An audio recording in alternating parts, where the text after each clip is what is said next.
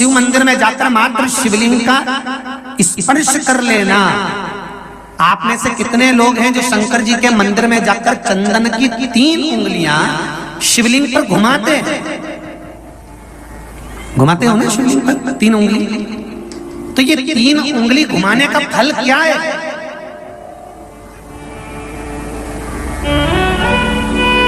क्या फल है? इस शिवलिंग पर ये 3 उंगली घुमाई जाए तो इसका फल क्या है? तो आपको लगेगा भगवान शंकर को त्रिपुंड लगाना है। बोलो सही है गलत है? आप तो यही सोचोगे ना कि शिव जी को त्रिपुंड लगाया गया है, पर नहीं। शिव महापुराण की कथा कहती है, ओम शिव महापुराण की कथा ये सागर में जो चल रही है, इसमें आप अगर विद्येश्वर संहिता को या पार्वती खंड को निकालोगे या आप स्कंद पुराण का या लिंग पुराण की कथा को उठाकर देखोगे तो उसमें वर्णन आता है, जब कोई पुरुष, नारी या बच्चा अगर चंदन लेकर गया है, अष्टगंध लेकर गया है, या जल चढ़ाने के बाद चंदन भी नहीं है, अष्टगंध भी नहीं है, लाल चंदन भी नहीं है, और मात्र उंगली से 3 लाइन खींचता है, उसका मतलब त्रिपुंड लगाना नहीं होता। उसका मतलब होता है कि उसने एक पार्थिव शिवलिंग का निर्माण कर कर पूजन कर ली है। यह फल प्राप्त। अब आप तो अभी तक सोचते थे कि हमने तो चंदन लगा दिया है, हम तो भगवान को चंदन की लाइन खींच ली, हम भगवान को त्रिपुंड बनाकर आए। त्रिपुंड नहीं, भगवान शंकर को आपने त्रिपुंड लगाया वो अपनी जगह पर है, पर भगवान शंकर को जो आपने 3 लाइन खींची है, हाथ का जो स्पर्श कर कर घुमाया है, इससे पार्थिव शिवलिंग के निर्माण का फल प्राप्त हो जाता है।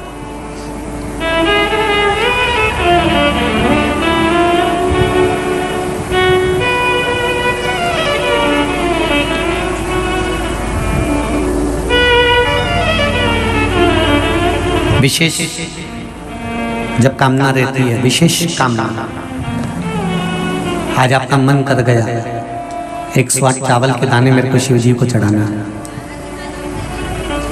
108 चावल के दाने मुझे शंकर भगवान को चढ़ाना। विशेष आज आपके मन में कोई मनोरथ बड़ा है, कोई कामना बड़ी है, और बाबा से आपने विनती करी कि मेरा ये कार्य अटक रहा है, आप पूरा करोगे, मुझे विश्वास है।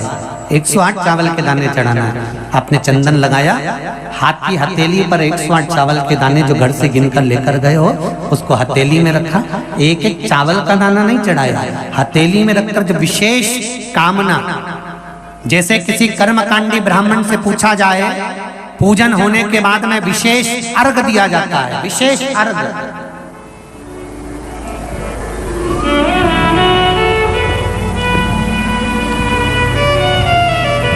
उसी तरह विशेष कामना के लिए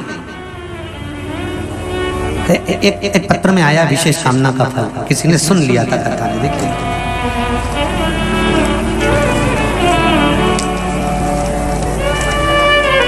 गुरुजी शिव महापुराण की कथा 4 महीने से टीवी पर सुन रही हूँ। मेरे छोटे भाई की शादी 5-6 साल से नहीं हो पा रही थी, तब आपने कथा में पशुपति व्रत के बारे में बताया था, अक्षत की पूर्णता के बारे में बताया था। मैंने मेरे भाई के लिए करा और बाबा की कृपा से मेरे भाई की शादी 26 जून की है। मैं शिव बाबा को पत्रिका देने के लिए आया, निमंत्रण पत्र भी है, पत्रिका भी साथ।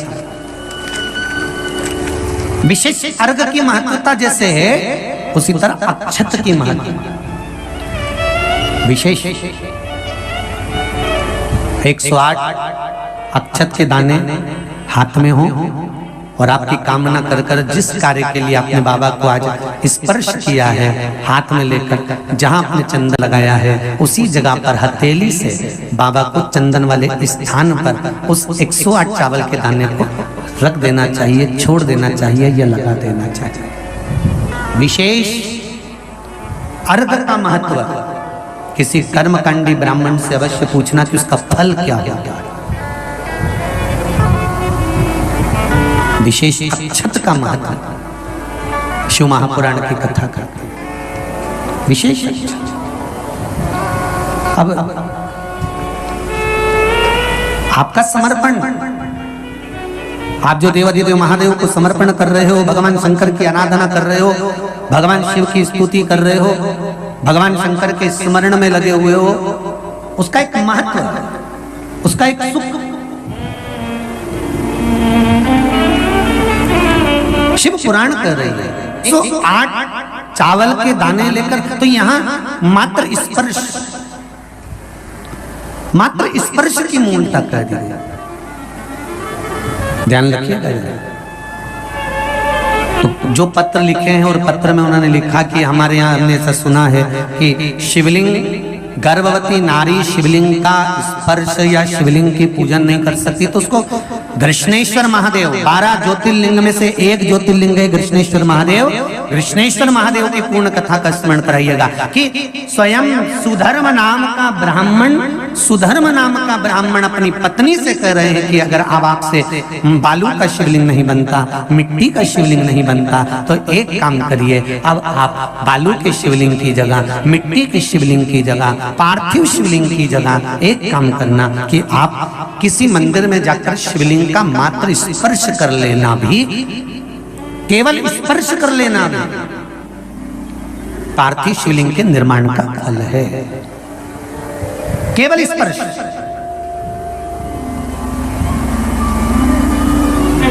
आप लोग जाते हैं शिव मंदिर, तो शिव मंदिर जाते हैं तो शिवलिंग का स्पर्श करते हैं? जम के तो बोलो जरा, करते हो सब लोग? तो शिवलिंग का मात्र स्पर्श, केवल छूना नहीं है।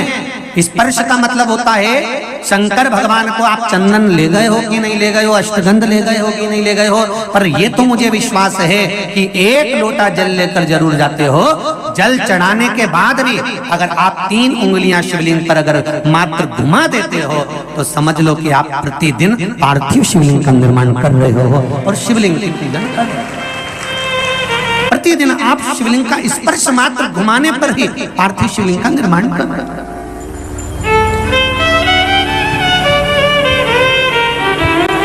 अब जिसके मन में संशय है कि शिव जी का गर्भवती नारी पूजन न करे, और ऐसा जिसने बताया है ना, तो उसको जरूर एक बार पकड़ के लेकर आना और बताना कि भाई कौन सी पुराण में किस जगह लिखा है कि ये शिवलिंग का यहाँ पर दर्शन नहीं करना चाहिए, उसका वर्णन होना चाहिए। अगर शिव महापुराण की कथा में से कोई भी चीज चढ़ाने की बात करते हैं, जैसे काली मिर्ची चढ़ाने का बोला, तो उसका भी प्रमाण शिव महापुराण में है। आप छाट सकते हो, निकाल सकते हो, देख सकते हो। गेहूं के दाने का प्रमाण शिव महापुराण में है। अरहर की दाल का प्रमाण शिव महापुराण में है। दुर्वा के जल का प्रमाण शिव महापुराण में है। डाब के प्रमाण शिव महापुराण में है। चावल का प्रमाण शिव महापुराण में है। कौन कौन सी चीजों से भगवान शंकर के शिवलिंग का निर्माण होता है, यहां तक वर्णन करा गया कि भस्म से निर्मित शिवलिंग का भी पूजन हमारे यहां शिव महापुराण में वर्णन है।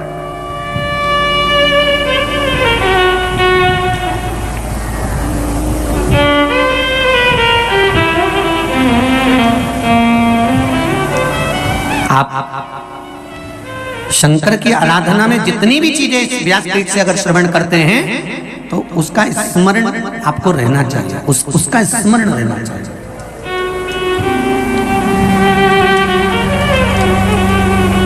महाराज